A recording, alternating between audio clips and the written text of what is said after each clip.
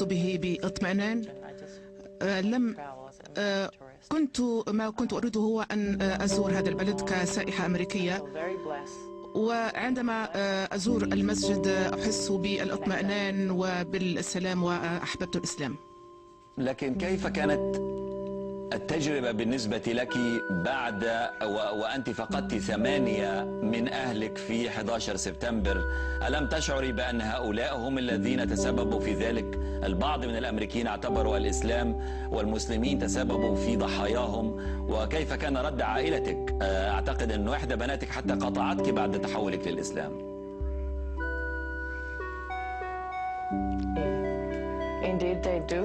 صحيح، لقد فعلوا ذلك، وعندما هاجموا مركز التجارة العالمي كنت في العمل، وكانت هناك صدمة كبيرة لدي، ولكن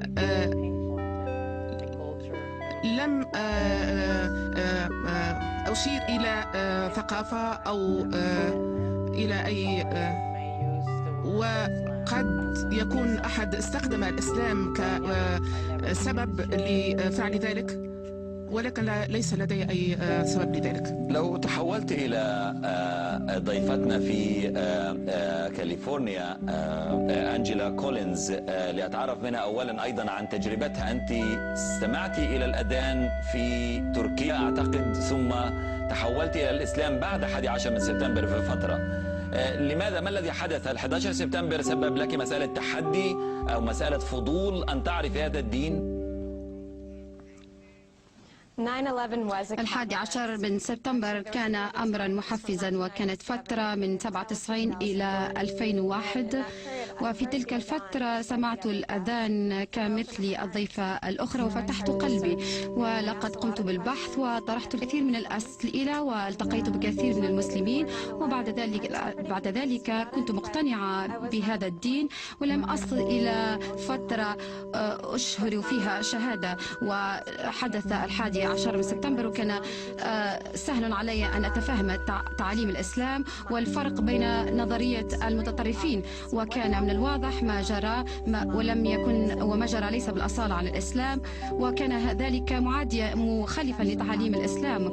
وبعد قراءة القرآن وسورة الرحمن في ذلك الوقت كان من جليا لي أنها كلمات الرب. أنجيلا، بالنسبة لاسمك، أنت اخترت أن تتمسكي بأنجيلا كولينز ولم تغيريه لاسم عربي ولا أقول اسم إسلامي، لماذا؟ لأن الإسلام دين عالمي واسمي عالمي، الاسم الذي أعطته لي أمي وأنا فخورة به، وأريد من الناس أن يعرفوا أن الإسلام يصل إلى الغرب ولديه أسماء غربية، وإنه من باب الاحترام تبني أسماء إسلامية وليس إجباري. وفي هذه الحالة لأنني من الغرب يمكن لي أن أثبت أن الإسلام لديه روابط مع الغرب، وأن الأمريكيين يمكنهم إيجاد الصلة مع الآخرين. أنجيلا، أنت الآن تديرين مدرسة إسلامية لن نذكر اسمها، بالطبع هناك خشية من البعض بأنه البعض ربما لا يحبون أن يسمعوا ذلك. كان لنا تجربة في إحضار أنجيلا حتى من مكانها في مقاطعة أورنج كاونتي، اضطرت أن تقود سيارتها من أجلنا أكثر من 60 أو 70 ميل أو 100 كيلو متر لتحضر إلى استوديو في لوس أنجلوس، لأن الكثير من الاستوديوهات في منطقتك رفضت أن تخرجي على الجزيرة معنا، واعتبروا أننا نروج للإسلام ونستغل 11 من سبتمبر. لماذا هذا الإحساس بذلك في منطقة مثل كاليفورنيا يفترض أن تكون منفتحة؟ وإن كنت أعرف أن أورنج كاونتي منطقة محافظة أو جايبه محافظ ويميني في منطقة ليبرالية هي الولاية. نعم، فقط إنها منطقة محافظة ومن اليمين، وتعرف هذا ما يجري. لقد ظهرت على برنامج فوكس مما يدهش، وتكلمت بالأصالة عن الإسلام بطريقة مقنعة، وتلقيت الكثير من الرسائل تعرب عن الاهتمام، وشعرت أنني أثبت تلك النقطة أن الإعلام يتعرض لرقابة ولا يعرضون الصورة الحقيقية عن الإسلام، وهذا ما أثبته. لو تحولت إلى صفية أنت كان الاسم إليزابيث، هل مقتنعة بفكرة أنجيلا بأنه لماذا لا نحافظ على الأسماء إليزابيث تورس بدلا من صفية القصبي مثلا، أو إليزابيث القصبي لأن هذا اسم زوجك؟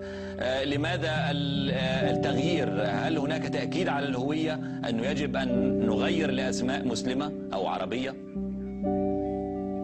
It's my understanding. We have a lot of freedom. ما أفهمه أن هناك الكثير من الحرية والإسلام في الإسلام، وهذا الاسم عرض علي في مراكش. لم أجبر على قبول هذا الاسم، أحببته كثيرا وكان لدي اختيار لأبقى على اسمي الأمريكي، ولكن هذا اختياري الاسم العربي. بالنسبة لتجربتك بالنسبة لفلوريدا صفية، أنت اعتنقتي الإسلام وتزوجتي مصري.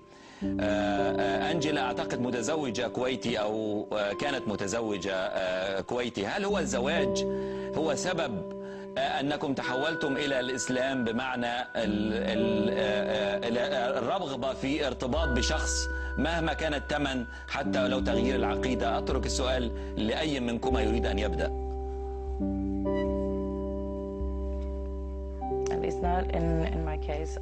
هذا لم يكن في حالتي. لقد أصبحت مسلمة قبل زواجي من زوجي، ولا أعتقد أن ذلك صحيح. بالنسبة لي لقد اعتنقت الإسلام 2 قبل أن أتزوج، ولقد كنت عملت على برنامج وكان زوجي رجل الكاميرا، ولكن لم نمارس الدين في إطار زواجنا. رسالة أخيرة في نصف دقيقة من كل منكما، أبدأ بصفية القصبي، إلى مشاهدينا لأمريكية كانت يهودية تحولت إلى الإسلام رغم كل تبعات أن تكون مسلما في أمريكا بعد 11 سبتمبر. هل لك من رسالة وكلمة أخيرة صفية؟ أقول الحمد لله لاعتناق الإسلام، سبحان الله لهذه الفرصة للتعلم واعتناق الإسلام. وأريد أن أؤكد أن العالم يفهم أن ما حدث في سبتمبر لا علاقة له بدين بعينه، وإن شاء الله سوف أنا هناك أفضل من ناحية كمواطنة أمريكية، وهذه فرصة للتعلم وفتح عقولنا وعدم فهم الديانات الأخرى. وما المطلوب من الأمريكيات صفية أن يفعلن، أو المسلمين في أمريكا أن يفعلوا 5 سنوات بعد 11 من سبتمبر؟ لو رسالة إلى من هم في أمريكا؟ الرسالة هو أن نواصل بأن تنمو العقيدة، بأن نكون مسلمات ولن نستسلم.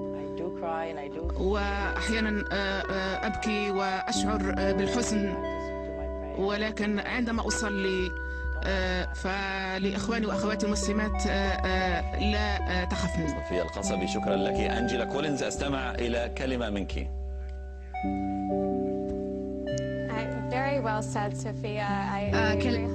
أتفق مع كلمات صفية، وعلينا أن نفهم الإسلام في إطار مختلف عن أفعال الناس.